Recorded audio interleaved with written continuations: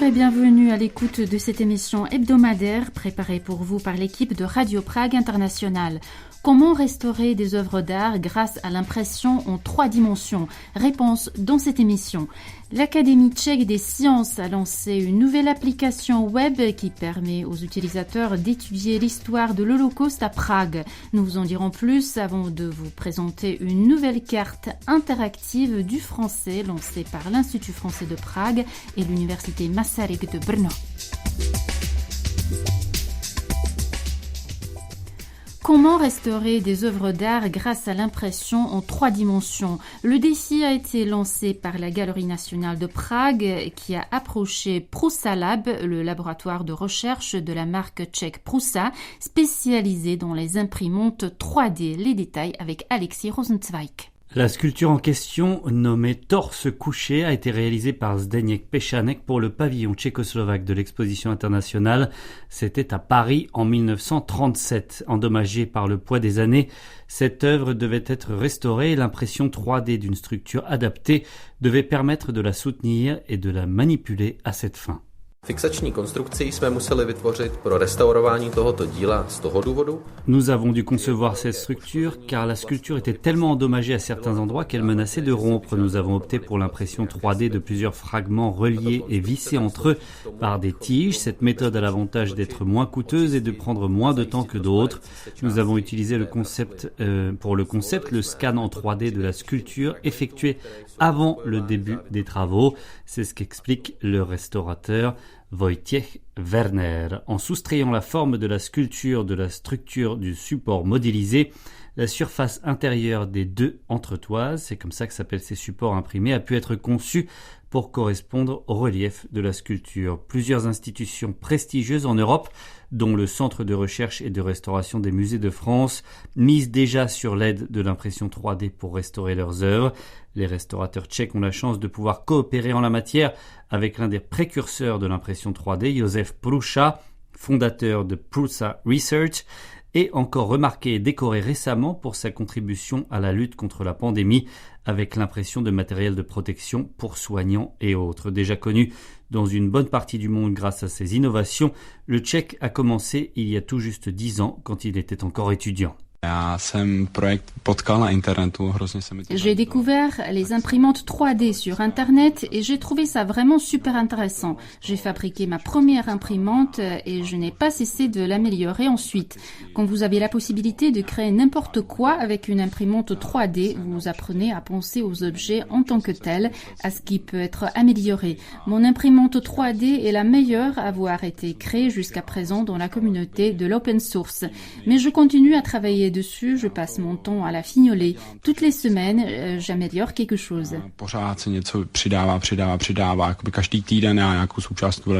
Josef Prusa a été désigné entrepreneur tchèque de l'année en 2021. Cette semaine, il fait partie de la délégation accompagnant à l'Expo universelle de Dubaï le nouveau ministre tchèque de l'Industrie, Josef Sikela. Le 27 janvier, la Tchéquie a honoré la mémoire des victimes de l'Holocauste. À cette occasion, l'Académie des sciences a présenté une nouvelle application web qui permet de découvrir la vie des Juifs pragois pendant la Seconde Guerre mondiale sous le protectorat de Bohême-Moravie. Où vivaient les résidents juifs de Prague avant d'être déportés dans les camps de concentration? Quels sont les lieux qu'il leur a été interdit de fréquenter pendant l'occupation nazie? Dans quels endroits ont-ils été détenus pour avoir violé ces interdictions et les règlements anti-juifs? Autant de questions auxquelles répond l'application intitulée Memo.js Praha, développée par l'Académie des sciences, l'Institut de l'initiative Thérésine et le Centre multiculturel de Prague. Cette application, disponible sur ordinateur ou téléphone mobile, permet également de découvrir les histoires personnelles des victimes de la Shoah à travers des documents historiques et des photographies. Il s'agit plus précisément d'un plan de Prague en ligne où sont marquées les adresses des habitants juifs de la capitale ainsi que les lieux précis où se sont déroulés les incidents et arrestations. Ainsi, on apprend par exemple que le 22 mars 1941, Evgen et G.T. Sternl Licht ont été interpellés par la police dans un magasin situé rue Namustko pour avoir acheté des oranges en dehors des horaires réservés aux Juifs. Mariana Krenova a été arrêtée pour avoir assisté à un spectacle au Théâtre des États, tandis que Valeska Lövsteinova a passé 7 jours en prison pour avoir prétendument visité un café sur la place Venceslas. Dana Gabalova de l'Institut de l'initiative Terezín explique. Personnellement, je trouve vraiment absurde d'avoir interpellé des Juifs pour avoir visité des parcs, mais en réalité, chaque coin de verdure pouvait être considéré comme un parc. Ainsi, beaucoup de Juifs ont été arrêtés au pied de la tour Jindřišská věž, où se trouvent juste quelques arbres et arbustes.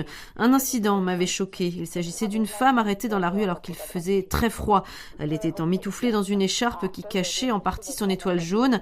Un passant l'a tout de suite dénoncé. Les personnes ayant commis une infraction devaient payer par exemple 2000 couronnes d'amende, ce qui était une somme très importante à l'époque. Sinon, ils étaient envoyés pour quelques jours en prison, ce qui évidemment était très redouté.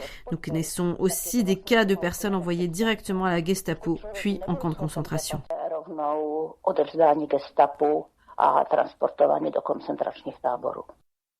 L'application Memo.js Praha documente près de 30 000 événements survenus pendant la Seconde Guerre mondiale.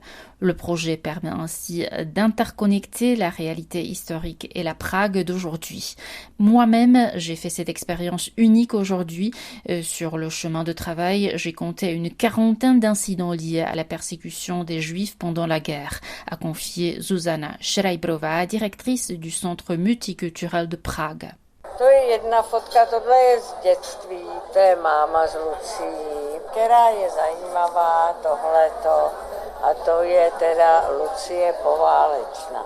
Un autre projet qui sort les victimes tchèques de l'Holocauste de l'anonymat s'appelle Album GT. Il s'agit d'un album de photographies réalisé pendant la Seconde Guerre mondiale dans le ghetto juif de Terezín, en Bohême centrale, par le journaliste de la radio tchécoslovaque Milan Weiner. Emprisonné à Terezín entre 1942 et 1944, il est décédé en 1969 sans parler à qui que ce soit de ses photographies uniques découvertes plus de 70 ans plus tard par sa belle-fille Věra Weinerová. On l'écoute. Cet album était caché parmi d'autres chez nous. Je n'ai jamais connu mon beau-père, mais je savais qu'il n'aimait pas parler de la guerre, de ce qu'il avait vécu. Alors j'ai respecté ce silence maintenu au sein de sa famille.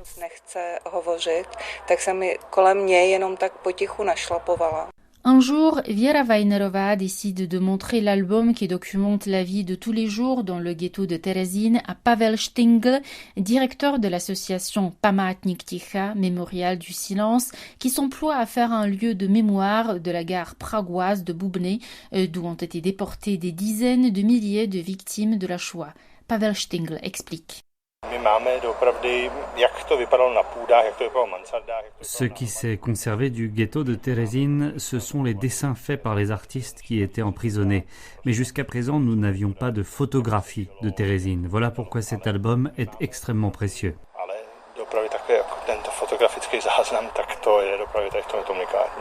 La sélection de petites photos prises probablement par Milan Weiner en personne contient une dizaine de portraits de prisonniers juifs, hommes et femmes. Au printemps dernier, le Mémorial du silence a lancé un appel au public afin d'identifier ces personnes anonymes. Ainsi, 4 noms et destins ont déjà pu être révélés. Toutes les images de l'album GT de Milan Weiner seront exposées à Prague à l'automne 2022 à l'occasion du 81e anniversaire du départ des premiers convois vers les ghettos de Lodz et de Terezín.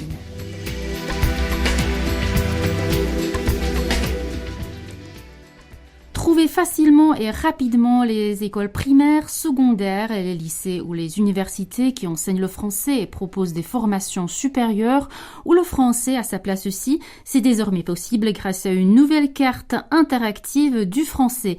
Participative, elle peut être complétée à tout moment par les enseignants qui souhaitent y faire figurer leur école ou les entreprises qui veulent y être répertoriées. Si elle concerne en grande majorité le monde de l'enseignement, il y a aussi vocation à collecter les données de tous les acteurs qui ont un lien avec le français dans le pays. Pour en parler, Anna Kubeshta a interrogé Hanna Delalande, professeure de français à l'université Masaryk de Brno, et Eric Playou, attaché de coopération pour le français à l'Institut français de Prague. Et ils sont d'abord revenus sur la genèse du projet. Depuis quelques années, l'intérêt pour le français en République tchèque diminue en général, donc dans les écoles, dans les universités, dans les centres culturels. Et donc, en automne 2020, nous avons décidé avec les associations SOUF, donc Association des professeurs de français du scolaire, et Gallica, Association des professeurs de français du supérieur, de préparer une enquête nationale auprès des enseignants pour faire un état de lieu, pour confirmer cette diminution ou non. Peut-être identifier les besoins des professeurs quant à la situation de l'enseignement de français dans leurs établissements. Donc, le questionnaire a été rempli par 276 enseignants. Et ceux-ci, ils ont exprimé le souhait de coopérer plus au niveau local, d'être plus en contact avec leurs collègues enseignants, de mieux connaître la formation supérieure au niveau national. Et enfin, donc aussi connaître les éventuels futurs employeurs de leurs élèves, parce que ce sont des arguments qu'ils peuvent utiliser pour persuader les parents de choisir le français. Et donc, le projet même de la carte est né de la coopération avec la SOUF Gallica, l'Institut français de Prague, le Centre universitaire de langue et la Chambre de commerce franco-tchèque. Pour l'idée cartographique donc, de l'outil, donc, cette idée est née à l'université Masaryk, quand une de nos étudiantes a eu l'idée de s'inspirer d'une carte déjà existante. Donc, c'est Mapa Neziskové, une carte du secteur non lucratif. Cette étudiante, Monica, elle fait maintenant partie de notre équipe de coordination. Alors, quel est un petit peu le principe concret en fait de la carte, hein? Mais peut-être, est-ce que vous pourriez détailler un petit peu comment ça fonctionne? Donc, le principe de la carte, donc, c'est tout d'abord une base de données qui est accessible à tous, avec tous les acteurs du français en République tchèque. Donc, c'est quelque chose qui n'existait pas encore. C'est aussi un outil de localisation qui permettra de retrouver toutes les entités liées au français, par exemple dans un périmètre de 50 km. C'est aussi un outil de mutualisation, de synergie, parce que nous avons réussi à réunir les acteurs majeurs qui ont intérêt dans la promotion du français en République tchèque.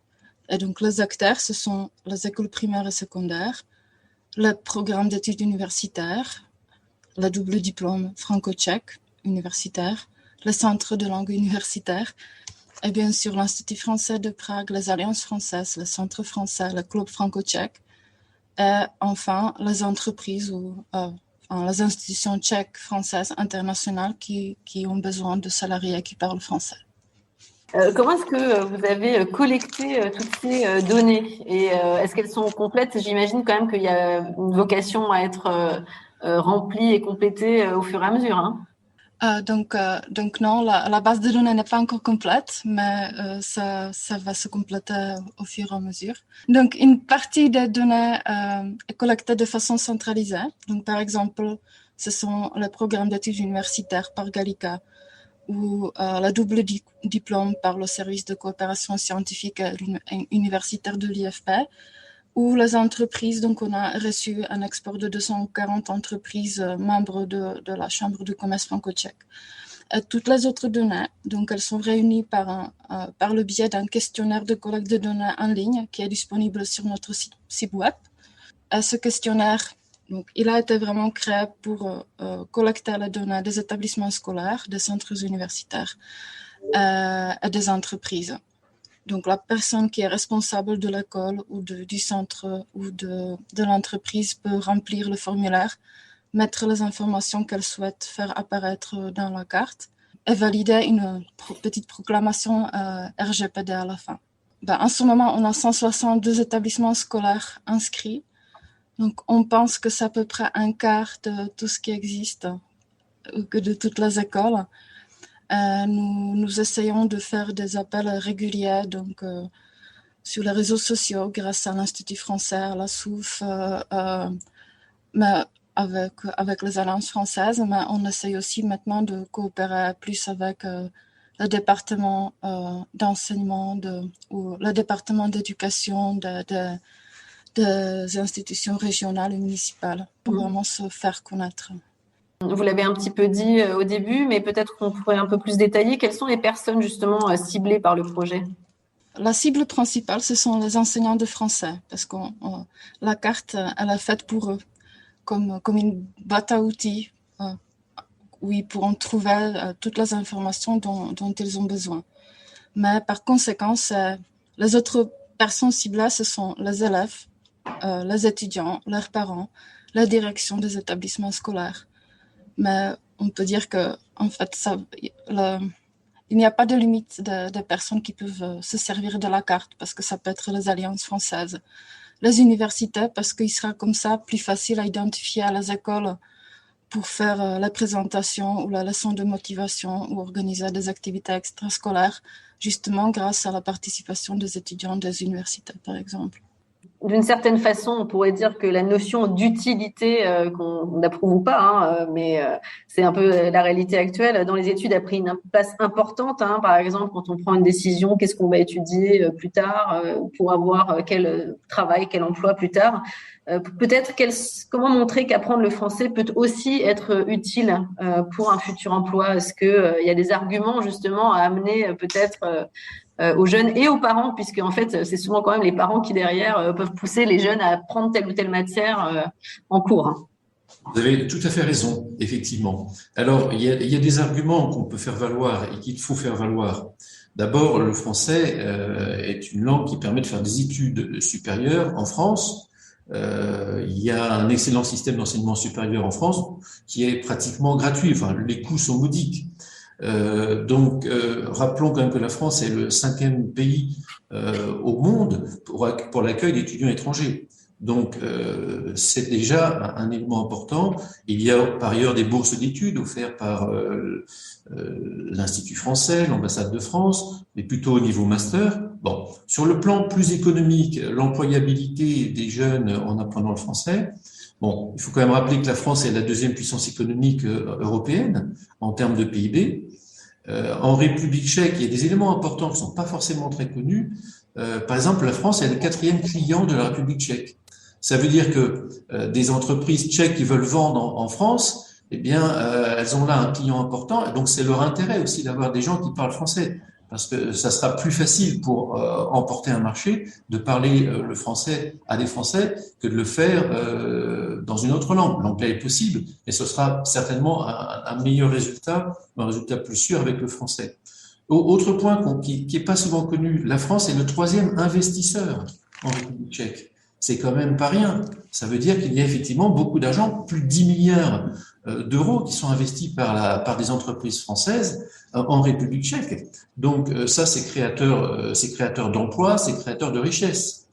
471 filiales d'entreprises françaises qui emploient plus de 60 000 personnes en République tchèque. 471 filiales, j'insiste sur les chiffres, parce que souvent c'est pas connu ou c'est peu connu. 60 000 personnes qui sont employées, ce sont des chiffres qui sont conséquents, qui sont importants. Donc je dirais cette dimension d'employabilité en faveur du français n'est pas assez connue. Et souvent, on pense que parce que l'anglais a pris la première place comme les langues étrangères, le français est en déclin, on n'en a plus besoin. Mais c'est faux. En réalité, le français est une langue de l'emploi très importante en République tchèque, avec des perspectives. Il y a de nombreuses entreprises internationales également, et ça c'est Anna qui me l'a bien souligné, qui ont besoin de francophones. Alors prenons un exemple qu'elle m'a donné. IBM, entreprise multinationale, a besoin de francophones. Zebra, Gardner, Denver. La langue de l'entreprise, c'est bien l'anglais, mais les travailleurs francophones travaillent dans des équipes qui s'occupent des clients en français. Donc là aussi, il n'y a pas que les entreprises françaises, il y a aussi des entreprises internationales qui visent le marché francophone.